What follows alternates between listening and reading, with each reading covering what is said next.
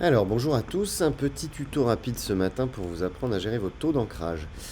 Si vous êtes là, c'est certainement que vous faites de la publicité pour ou dans des grands quotidiens nationaux. Ces grands quotidiens nationaux ont des limites de taux d'ancrage à respecter puisqu'ils vont imprimer en fait les superpositions en appliquant les recettes de CMJN que vous avez juste ici. Quand on additionne l'ensemble des 8 ici plus des 4 ici, on va avoir cette couche-là qui va se retrouver en surimpression et en surancrage. C'est-à-dire que j'aurai un ancrage total qui sera supérieur à 280, entraînant un risque de séchage trop lent et donc de macule au niveau de la presse.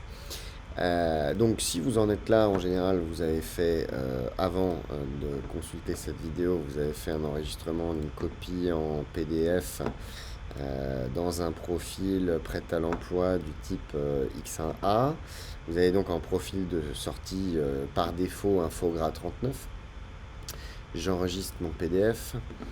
De l'autre côté, au niveau de la pré-presse, ils reçoivent ce PDF, ils l'ouvrent, ils vont dans leurs outils de pré-presse. Là, ils font un aperçu de la sortie, ils le mettent en mode faux gras, c'est leur mode à eux.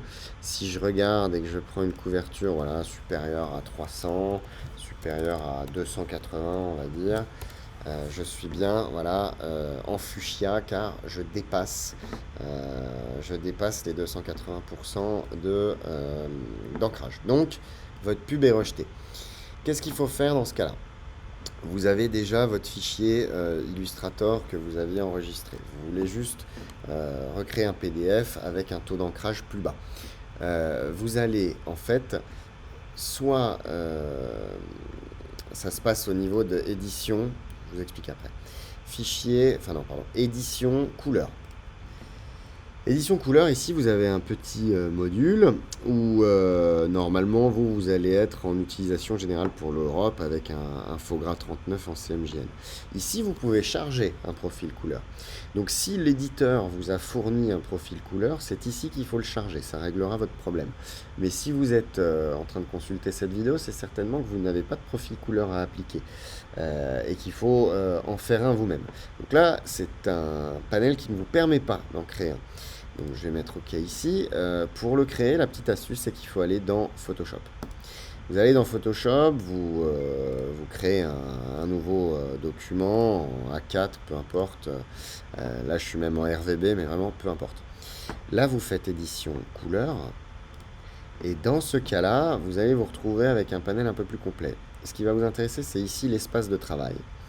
Vous allez ouvrir le CMJN et créer un CMJN personnalisé.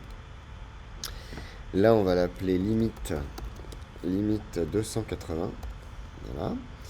Vous laissez tout. Moi, je vais mettre une densité des noirs élevée parce que j'aime bien dans les pubs avoir un noir assez dense. Et une limite totale d'ancrage à 280%. Vous laissez le swap coucher. Vous faites OK. Là, vous allez enregistrer ce profil couleur. On va l'appeler 280.csf. C'est l'extension. Je mets pas de commentaires, je fais OK. Donc là, j'ai enregistré un profil couleur. Je vais pouvoir aller le récupérer dans Illustrator. Donc dans Illustrator, édition, couleur. Et là, je vais pouvoir aller charger mon profil qui se retrouve là.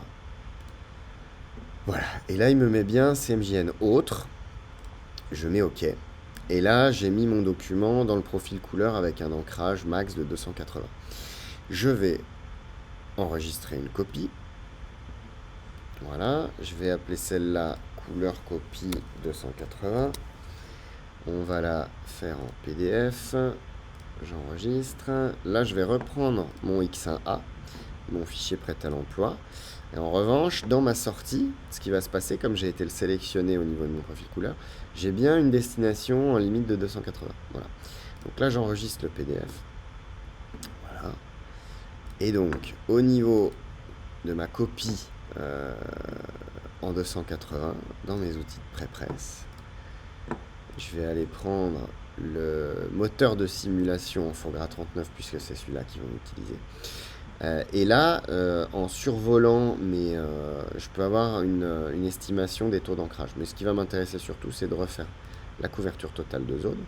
Et là, je m'aperçois qu'à 280, je passe pas. Alors pourquoi?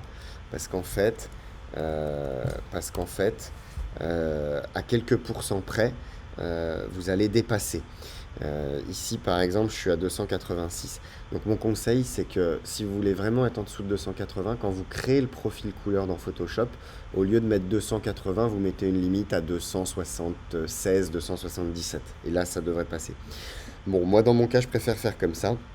Et quand je renvoie les fichiers en général au niveau de l'imprimeur, quand vous dépassez de quelques pourcents, il n'y a pas de souci.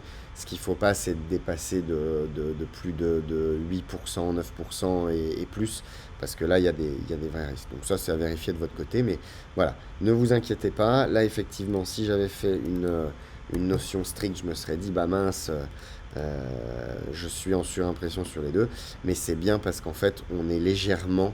Vous voyez, un 286 et 281 contre tout à l'heure, on était à 321. Donc voilà comment gérer votre taux d'ancrage en sortie d'Illustrator sans avoir à refaire tout votre document et à vous arracher les cheveux. Voilà, voilà. Au revoir.